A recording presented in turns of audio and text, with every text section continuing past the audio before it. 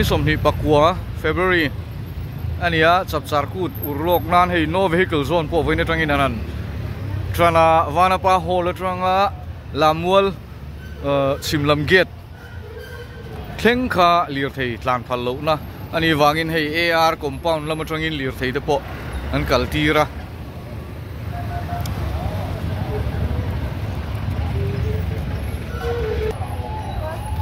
puardia dream hunter puardia khani inchi bayang kanin hukhate mai hei exhibition lama akal veniang puardi po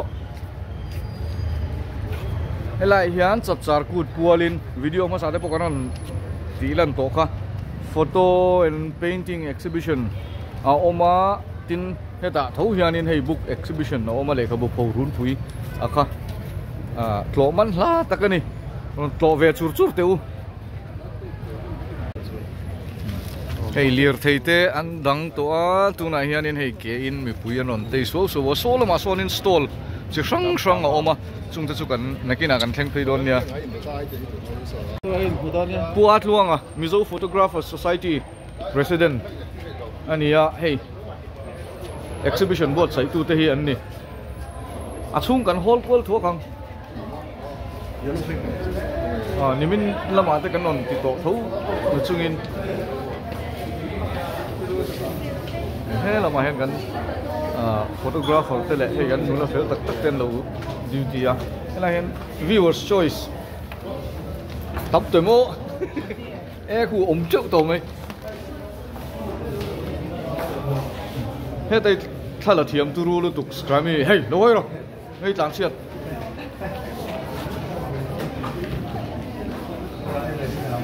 Shillong Rita này thì đâu hết tuần lại chú mani à Shillong à xin Abulami hi chú soi vắt ngay lên chef kan puya tàu trong photographer bon lut tu ni golden focus kani pang hi chu heti hian video ma sa te kanon ti to mangin heti hian kan ti pop to hei lo tu an om nual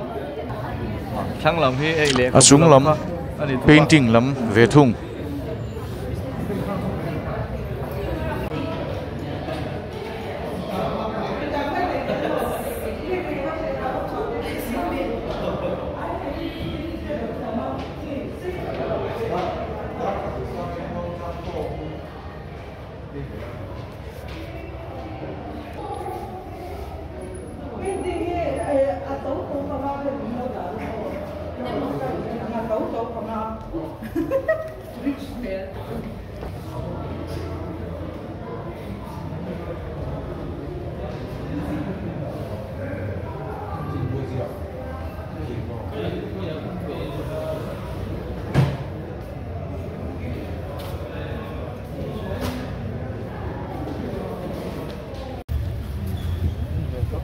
Art and Culture Minister Pu Sil Soivung ate po hei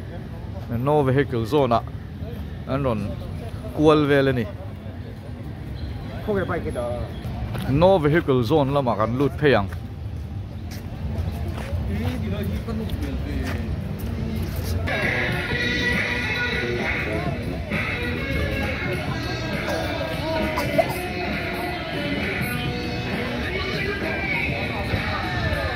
ai vậy thì no vehicle zone lut phei don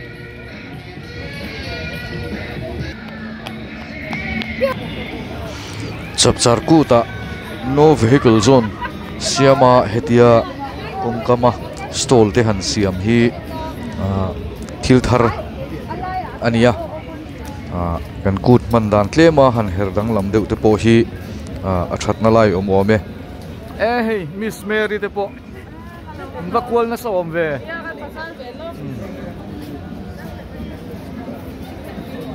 hey kishiat pui te po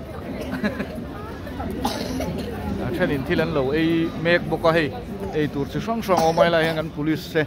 an duty an om boka no vehicle zone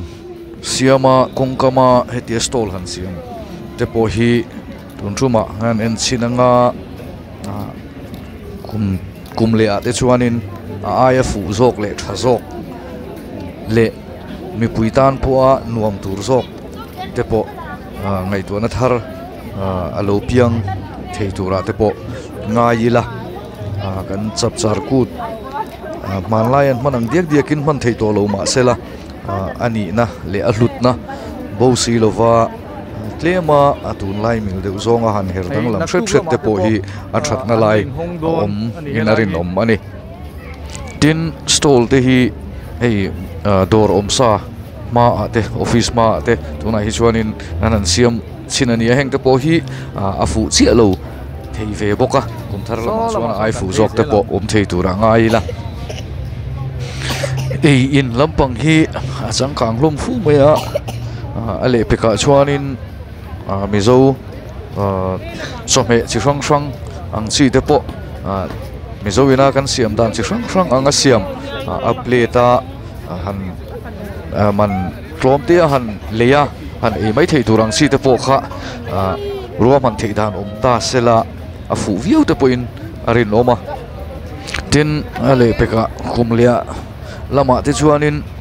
kut ma deu te po namdang te poina kan kholai te anan hoi vel po mizo nam kut pui chap char kut a ngai ani ti anan hriat thei maina tur ang chi zonga kan kot thler le kon ang chi te po an chei te po kha ti chhota ila kut boruak siam na atan te po thil thatak ani ari nombok ani khoilai kon rem chang lai emote Bethlehem bong in aya mizolal inte zolbuk ang si te po kha han sata ila kut boruak siam na tan chuan thil thatak te po ani arin oma yang hianin tlem kan hanin her thret zelanga ma kan son chho zel tura ngai la Bible Society lang telin alang tel kale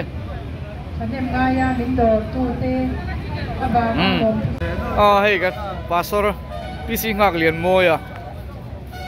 bukap te unau pani ni hey chap charkut mang ma polan ron chang ani hi chungin here is sanitation duty anoma elama yani nei forest patrolling lamte po anoma kan kut lut lova te anom le nom lova te boruak boruak alin le len lova te kimani mi puiten thui tak mo phurna kan nei ani ti kha hretlang ila boruak kan siam thiama kan tin nom thiam le kimani tan vek ani ti kha hrethar le ila apoimo boko me kan nam ku thi namdang tu main ati hlusual turin ma min ron lak sak don lova boruak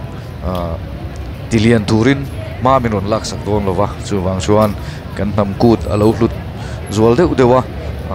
anom zual deuh theina tur chuan keimani kan poimo ni ti kha kan hriat reng apoimo ome khania elai tang hianin Assam Rifle compound na hian lir theite lutin so laia ni china karon tilan to khan anron chuak pheile ani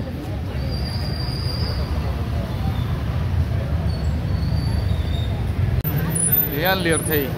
local te kha hei he lama hian Assam Rifle gate compound chung lama hian an lut thei zela chung lama khuan ku naktu kata na in buat saina kalmuk mu boka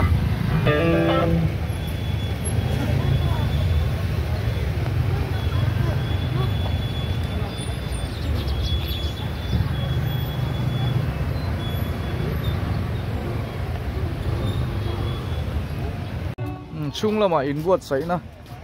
lang pui naktuk chap char kut atana in buat saina te kan thlir kwal thuak ang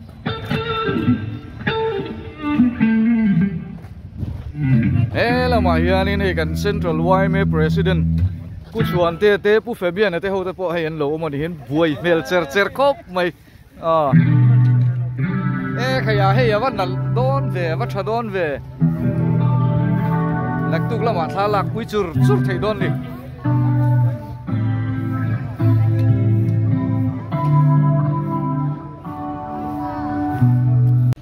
lama hianin hei purem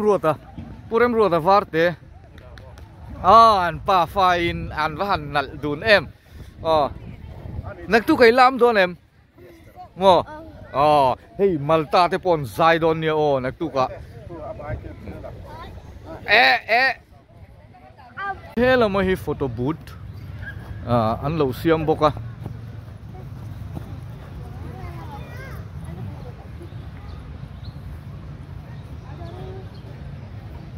boi tei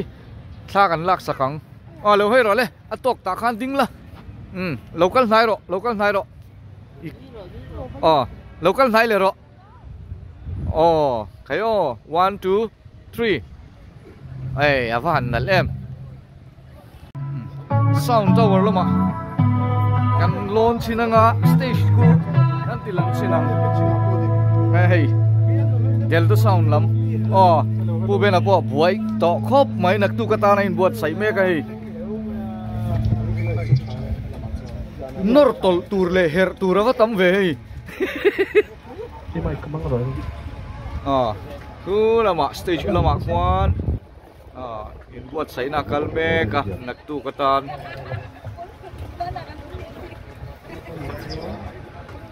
hey sarte po nak tu katan in buat sai na lama hey abuai zawi nen kanau zawi eng lai sak don nak tu ka titlat zel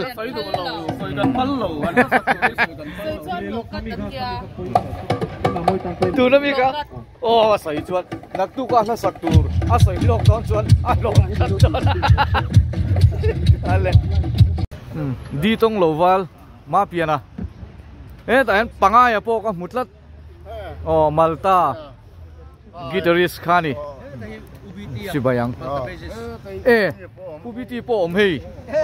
Malta lambok basis naktu kain perform don Malta angin nge di tong lowal Malta mingin kan perform don ni chu naktu ka kalvek tu ni chu puma to lo ma sela naktu la ma hei ma pian na aya zo thina Malta naktu ka kan mudon tribute puma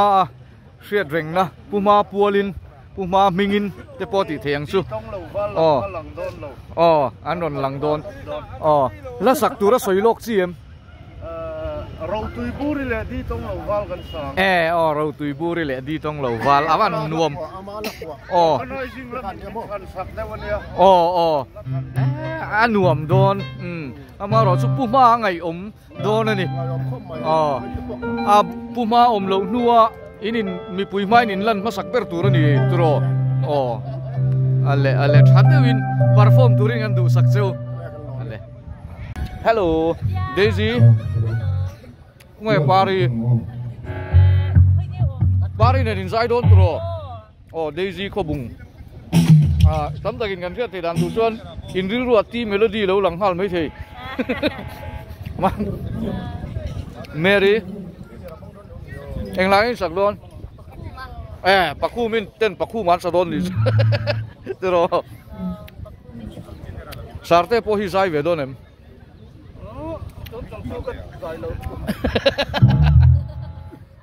fel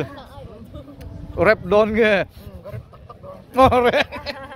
apui via wang lak tu su Daisy te pe su iga min sa don tro avan that tak em adam thakak lawa ai kala ka chu ai kal kha har sa lo ni chu amela lang chuang lo mo play mai turnia asian lo amui puna lang thelo Daisy kha hey Daisy el khobung le lalparzo sanate Manipur lamatangin hey naktuka anzai dona igam enge kha igam hilo ham kan ram ani lom ni ti turan ni ta ma se in jinai tu te bil kan raman aphua tu kha ls mangboy hi tun Manipur buaina awangin ni kum August khanin ka sia ka sual mai thei bok khan aboral to nge hei October velaniang aboral zinga atel nge nun na chan zinga martar ani chu ahla phua ero chu hei nak tu ka po aizola chapchar kut lom na hei Daisy le bari te hian an sadon ani chu wangin nak tuk chu lamwala kal ngei chi niang le thada win in zai don nia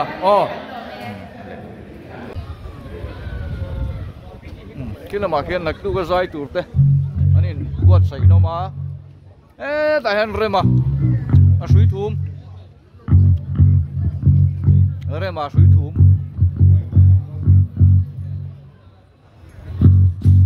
delta sound lam ho tu pa hei papara a buai hle mai hei hela ma hian nak tu ka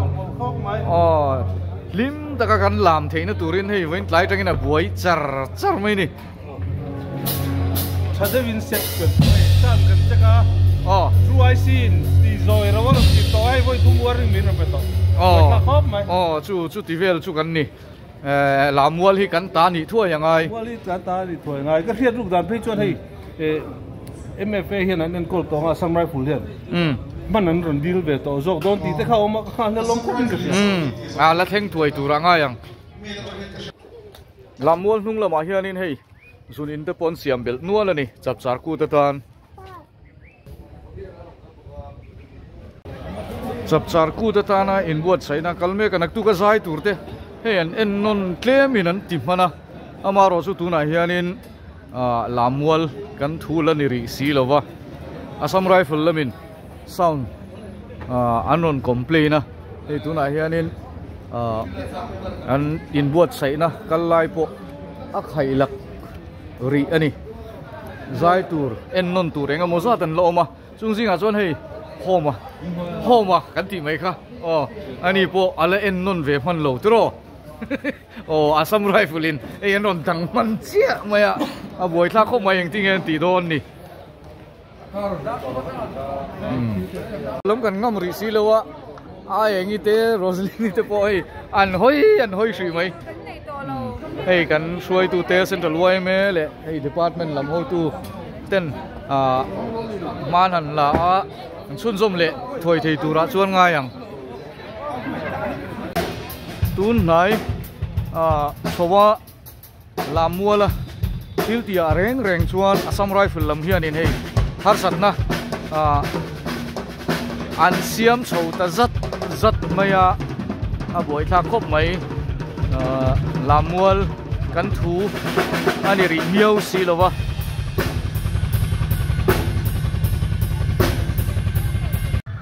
hello ma hian in hei photo booth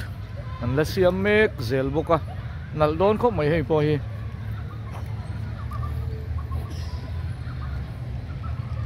hei siali le boite ka met don ne boite loi ru le awa han nal em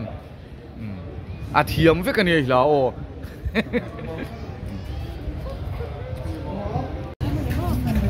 marina ilain non velo tro sam rifle dang man chia chia ni mo ni po